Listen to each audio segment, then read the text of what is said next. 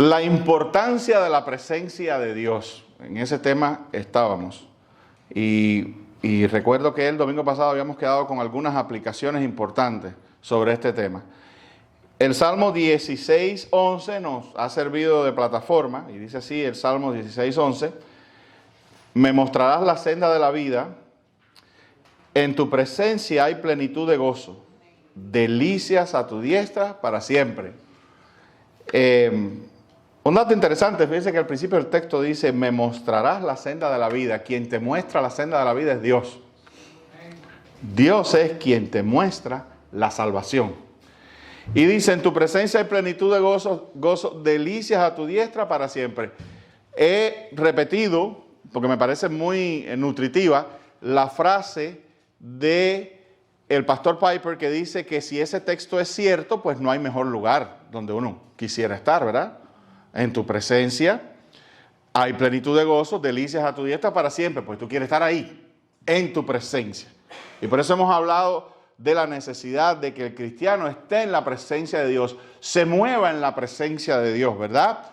Ejecute lo que va a hacer en la presencia de Dios. La presencia de Dios lo llene todo. No solo todo espacio de tu interior, de tus pensamientos, de tu mente, sino todo lo que haces. Amén. Y habíamos visto varias cosas. Por ejemplo, que la presencia de Dios, un poco repasando, la presencia de Dios es inevitable para sus hijos. La presencia de Dios es inevitable para sus hijos. El Hijo de Dios no puede huir de la presencia de Dios, no puede escapar de la presencia de Dios.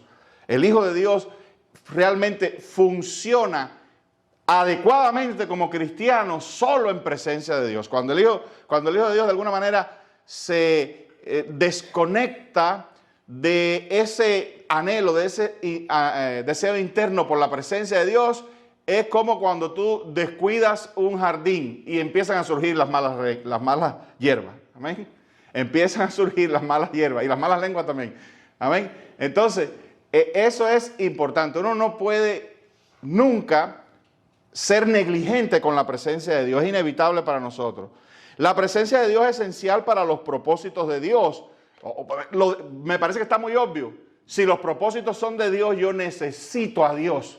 Porque Él es el que sabe qué es lo que quiere y Él es el que sabe cómo mejor usarme. Por eso yo tengo que ir a su presencia y decirle, Señor, úsame, Señor, guíame. Señor, ¿qué tú quieres que yo haga? Señor, mira esto, apruébalo o desapruébalo.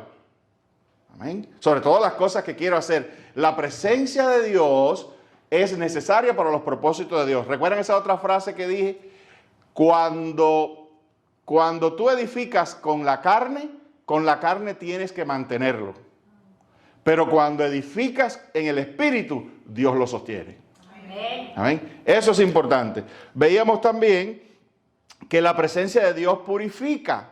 La presencia de Dios purifica.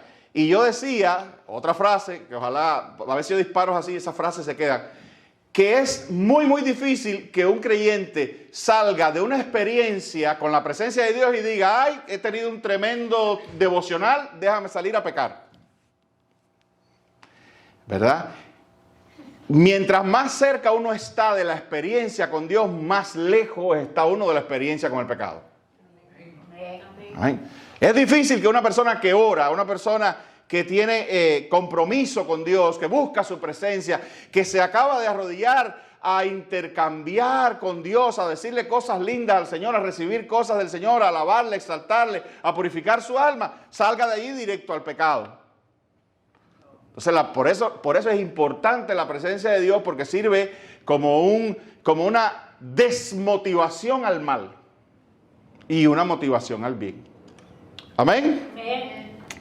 Y hemos visto que la presencia de Dios también, y esto es importante, por ausencia provoca confesión y arrepentimiento. Por ausencia. ¿Qué pasa con el cristiano cuando no siente la presencia de Dios? Él se siente mal y sabe que hay algo ahí que hay que arreglar. Amén.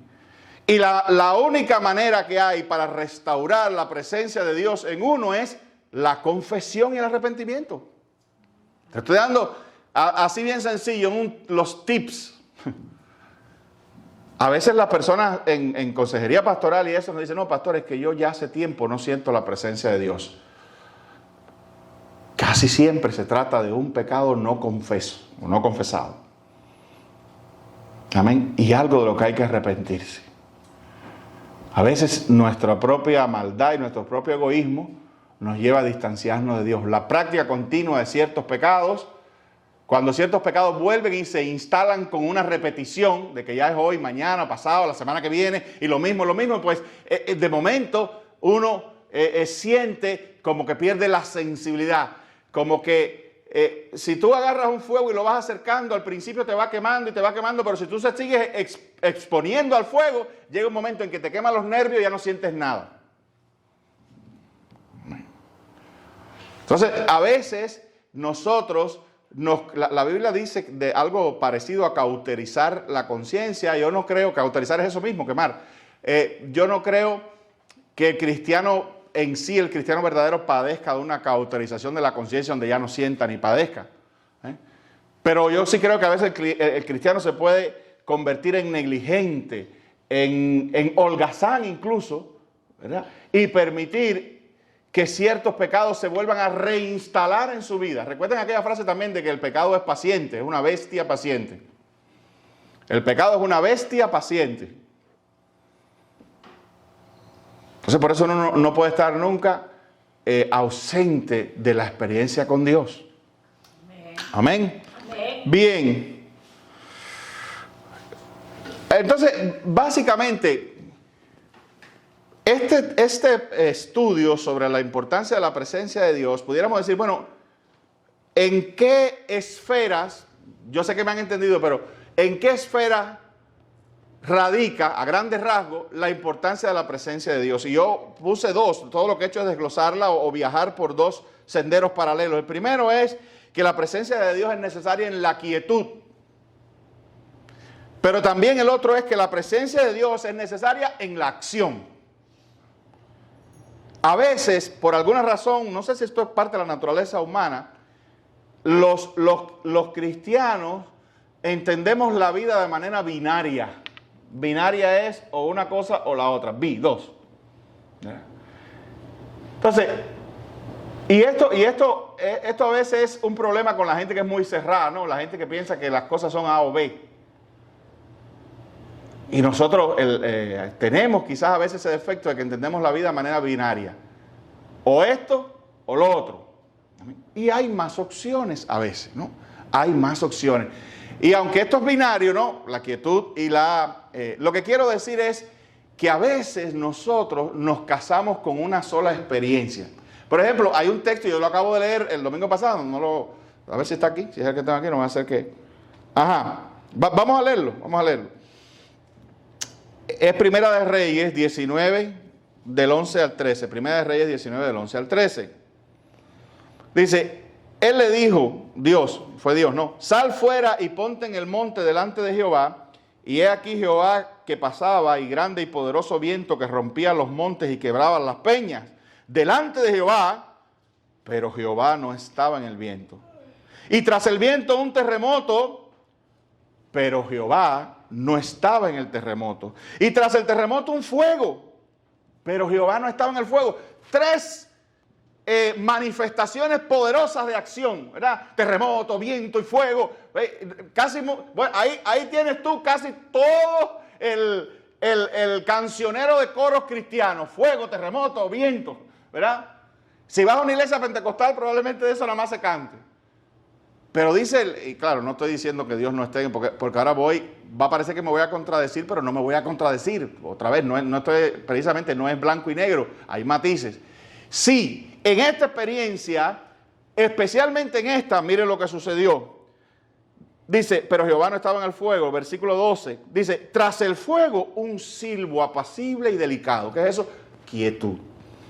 Y cuando lo oyó Elías, cubrió su rostro con su manto y salió y se puso en la puerta de la cueva. Y he aquí vino a él una voz diciendo, ¿qué haces aquí, Elías?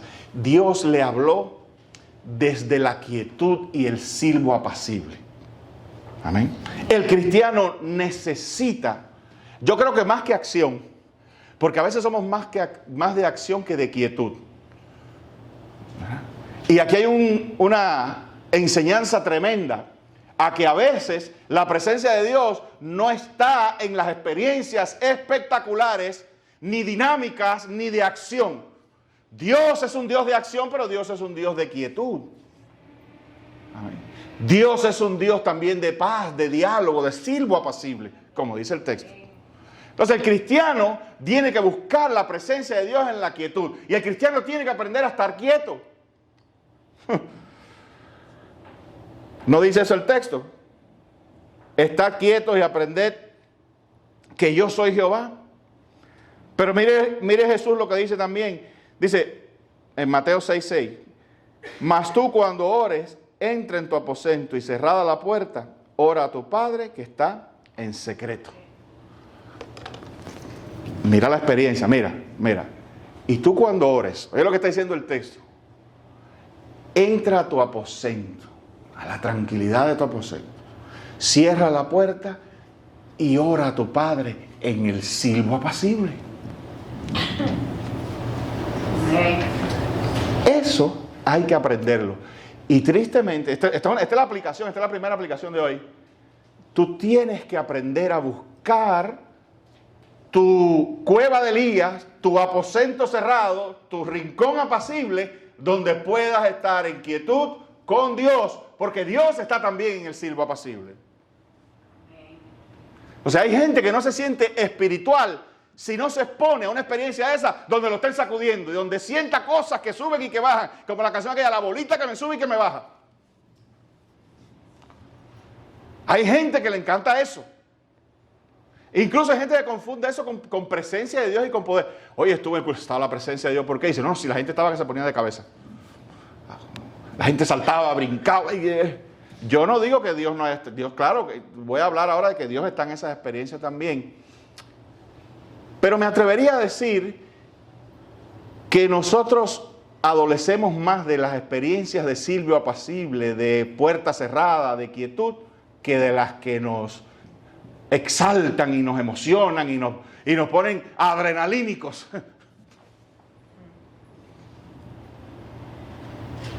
Y si tú crees que yo estoy mintiendo, prueba a parar para que tú veas.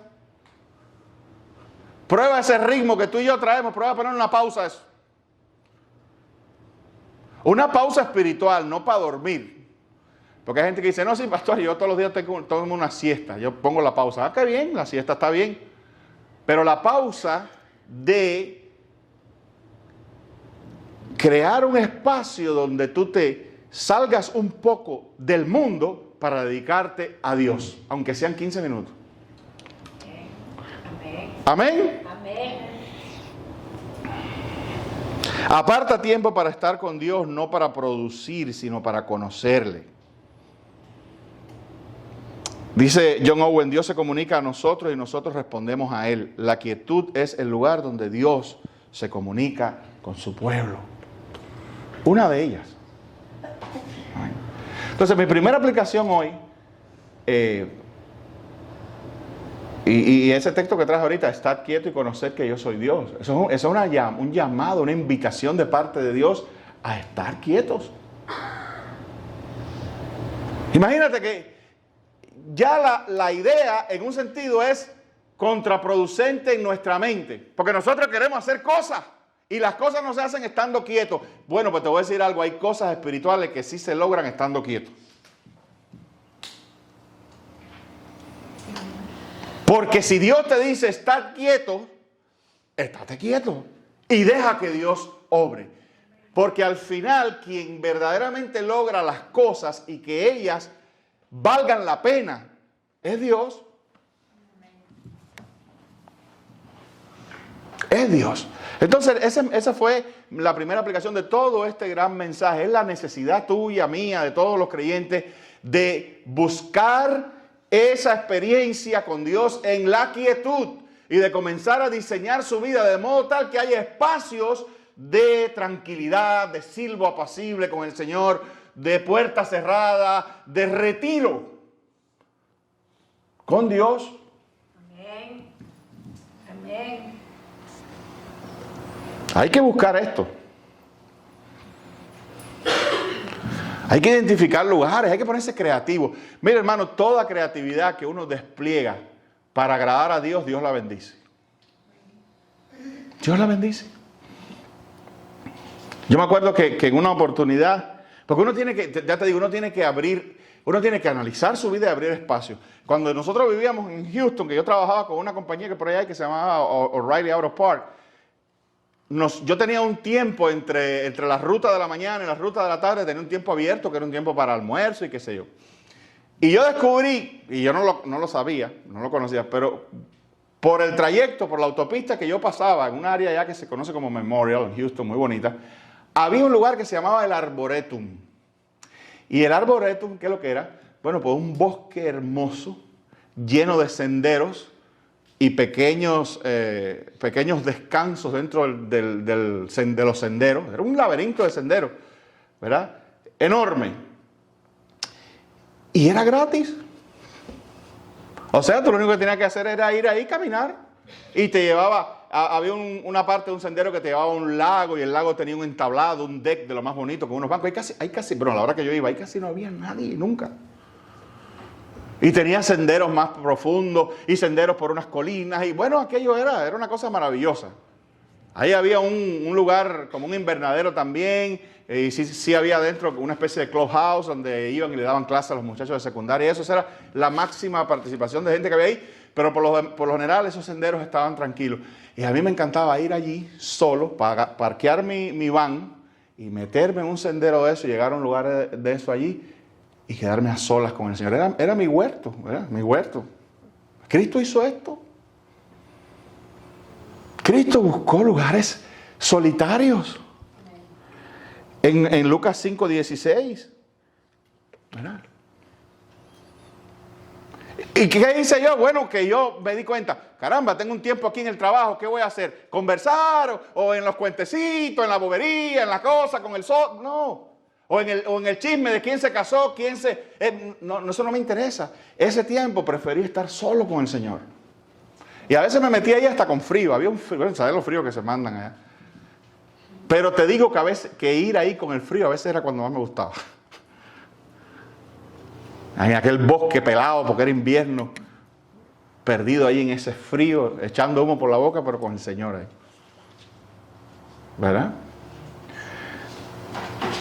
Después de otro tiempo, mi esposa no se va a olvidar de esto. Yo tenía allá en la casa de Houston un closet bastante grande, ¿eh? Y me metí ahí. No que tenga necesidad de salir de ningún closet, pero me metí ahí, ¿verdad? En esa oscuridad ahí adentro. Era un walking. Busca, hermano, esa es mi aplicación para ti. Busca la quietud con el Señor.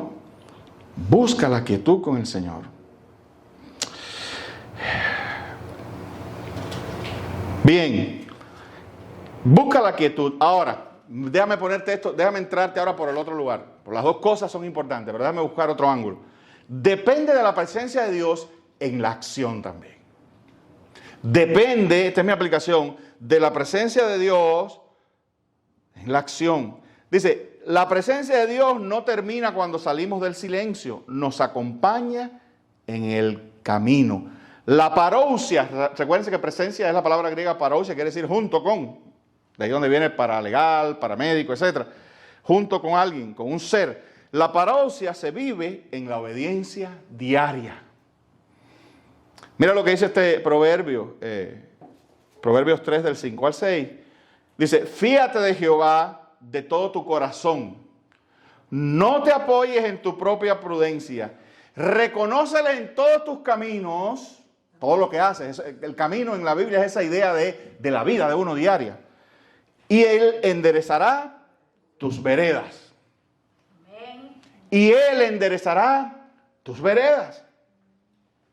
¿Qué quiere decir eso? Que en mi diario caminar, en mi diario accionar, en lo que voy a hacer ahorita cuando salga de este culto, con lo que voy a hacer mañana, los planes que tengo para el año que viene, los planes que tengo para de aquí a 5 años, todo yo quiero que esa parousia, que esa presencia de Dios esté conmigo para que me dé sabiduría y dirección y enderece mis veredas.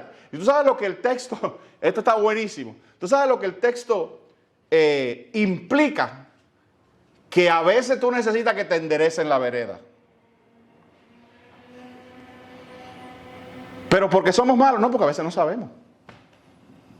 ¿Por qué yo necesito que la presencia de Él esté conmigo? Bueno, porque yo digo, voy por esa vereda, pero no me doy cuenta, no veo más allá del horizonte y la vereda está torcida. Pero entonces Él viene y me la endereza. ¿No? Él arregla mi decisión. Él cubre mis puntos ciegos. Él acomoda mis defectos y mis errores. Eso es que Él enderezará tus veredas. Amén. Amén. Él te previene de lo que no sabes.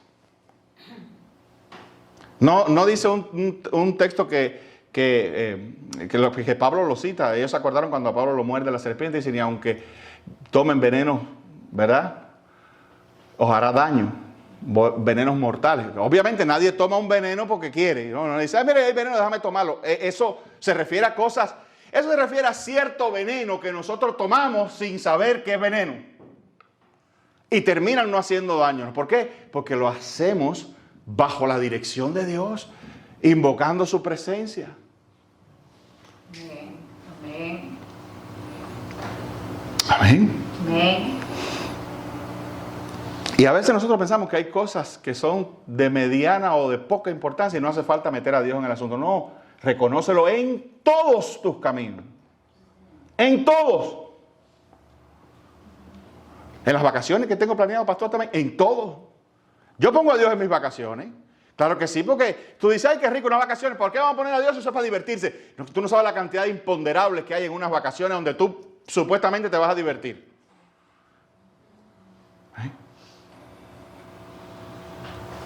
Entonces, esto es importante. Señor, guíame. Pero aparte de eso, hablando de vacaciones, yo pongo a Dios hasta en mi diversión. Señor, permite que nos divirtamos. Crea condiciones para divertirnos. Y Dios lo hace. Dios le encanta eso porque tú lo estás reconociendo. Tú no lo estás sacando. Porque entonces tú no... Ay, Dios nada más es para las cosas serias. Y entonces no lo traes a la diversión. La diversión es para ti solo. Dios no está en tu diversión. No, Dios quiere estar en tu diversión también. Amén.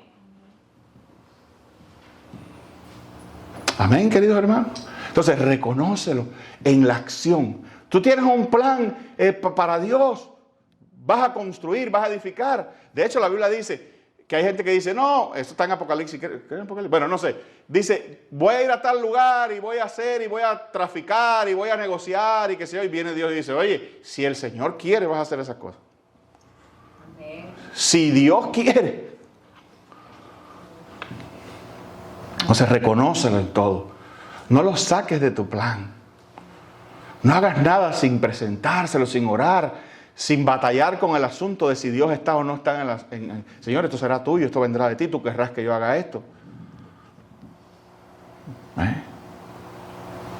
Muéstrame. ¿Verdad? Y leyendo la Escritura, pues tienes sorpresas. Y conversando con los hermanos, te viene claridad. Y viendo otras experiencias, te viene sabiduría. Tú no oyes ese refrán muy común que dice, nadie escarmenta por cabeza ajena. Eso lo que quiere decir es que la persona al final no le importa que a alguien le haya pasado algo, dice, no, eso no me va a pasar a mí. Pero el sabio no es así. Eso lo hace el cabeza dura, el cabeza hueca. O la gente muy joven. Pero las personas con cierta experiencia sí escarmientan por cabezas ajenas. Sí mira lo que le ocurrió al otro. Porque si le ocurrió a él, me puede ocurrir a mí también.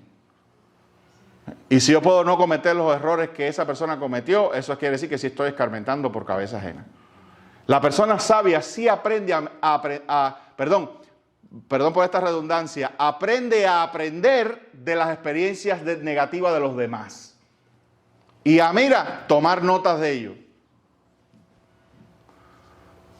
¿Tú viste lo que le pasó a fulano o a fulana?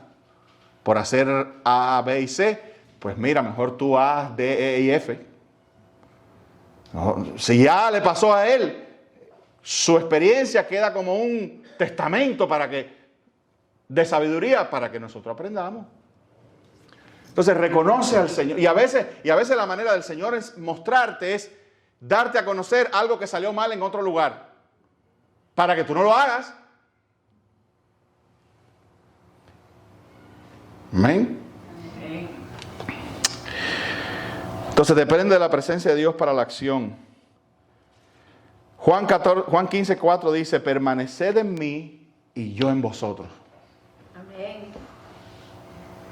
Permanece en Él en todo momento, en toda acción. A veces nosotros vemos deportistas y artistas que consideran a Dios en su vida y después cuando reciben un premio o reciben un reconocimiento, los reconocen. Porque ahí, en lo duro de la batalla o ahí en la gestación del éxito, ellos consideraron a Dios y Dios los bendijo. Amén. Considera a Dios en tu trabajo. Considera a Dios en el cambio de trabajo. Considera a Dios en tu promoción. Considera a Dios al optar por algo que a simple vista parece mejor. Puede que lo sea, puede que no. Amén. Siempre reconoce a Dios con quien te vas a casar, los que no se han casado. Reconoce a Dios con una relación. Mira las señales, mira las advertencias, escudriña, mira la trayectoria, mira las opciones. Dile, Señor, dame luz de lo que no veo. Si hay algo aquí que yo necesite saber, enséñamelo y cuando Dios te lo muestre, reconoce y digo, bueno, Señor, yo voy a obedecer lo que tú me dices. Amén, querido. O ya se fueron, o ya los perdí ya. Dice, oye esto, Hechos 17:28. El texto anterior era Juan 15:4, pero este es Hechos 17:28. Dice, porque en Él vivimos y nos movemos y somos. Casi ese texto cierra todo lo que yo venía diciendo de la presencia de Dios.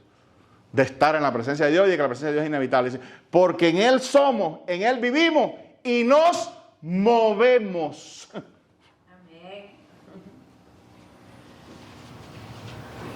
Todo lo que yo soy, lo soy en Cristo. No soy cristiano. No tengo la identidad del Padre. No soy coheredero con Cristo. Todo eso lo dice la Escritura. No soy real sacerdocio. No soy nación santa. No soy linaje escogido. O sea, ¿cuándo yo fui eso en el pasado? Nunca. Yo soy eso después que entré a Cristo.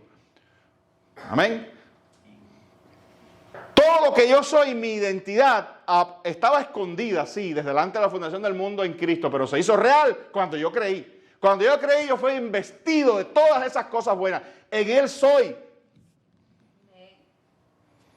Cuando yo voy a un lugar, no va una persona que hace así y se sale del personaje de Cristo y el cristiano lo deja ahí y entonces aquí es otra persona. No, eso viene para acá, yo no me lo puedo quitar. Yo no me puedo quitar las rayas como el tigre. Yo en Él soy, yo soy cristiano, pero no soy, eso lo que significa es que Él está conmigo, garantizado. Amén. En Él vivimos. También, o sea, yo vivo por Él. Jesús me sostiene. Esto es más complejo, yo no me voy a meter ahí, pero Dios sostiene tu vida. Biológicamente hay energías en tu vida que van más allá de lo que tú quieras o no. Son suministradas por Dios. Como la vida. Tú no tienes un botón para apagar y encender la vida. No lo tienes. Tú no puedes decir ahora, vida, apágate vida, como Alexa, apaga. Y la vida se apaga, eso no lo puedes hacer. Tú no puedes decirle a tu corazón, corazón, párate. No se va a parar. Se va a parar cuando Dios quiera. Amén. Entonces, Dios suministra la vida a ti. Tú vives en Él. Y por último, ese texto, esa parte que dice, y nos movemos. La acción. Todo lo que yo hago, lo hago en Él. Y esto es terrible, pero hasta el pecado.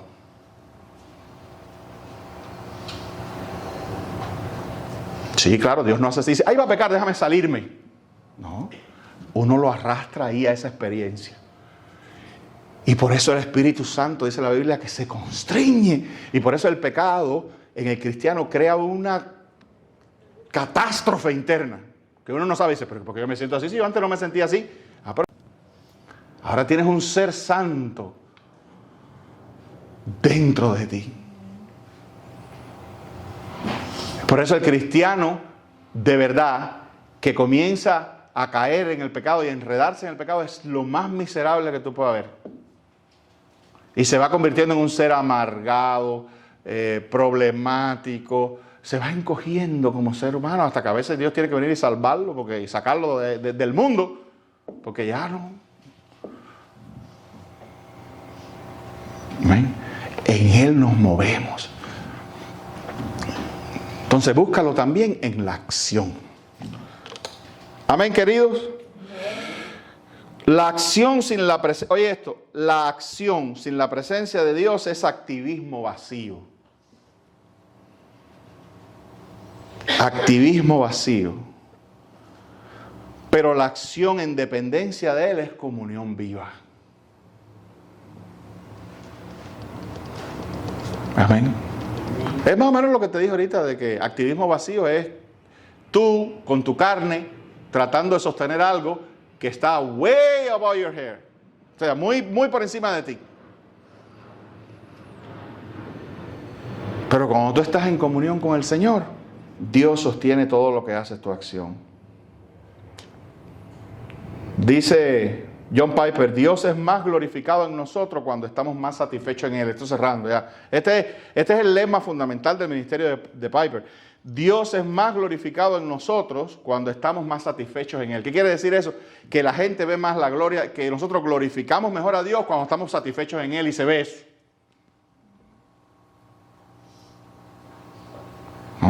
Cuando nosotros estamos contentos, felices y plenos en Dios, eso se nota y la gente lo ve y eso glorifica más a Dios. ¿Qué quiere decir? Que un cristiano más satisfecho, feliz, contento con Dios, lo glorifica más que uno triste, regañón, molesto. ¿Tú sabes?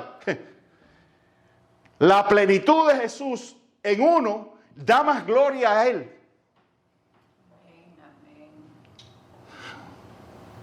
Mientras más feliz, eso es otra manera de ponerlo, mientras más feliz tú eres en Cristo, pues más gloria le das a Él, porque más corroboras precisamente su belleza, su grandeza, su bondad para contigo. Los demás quieren saber qué es lo que tú tienes.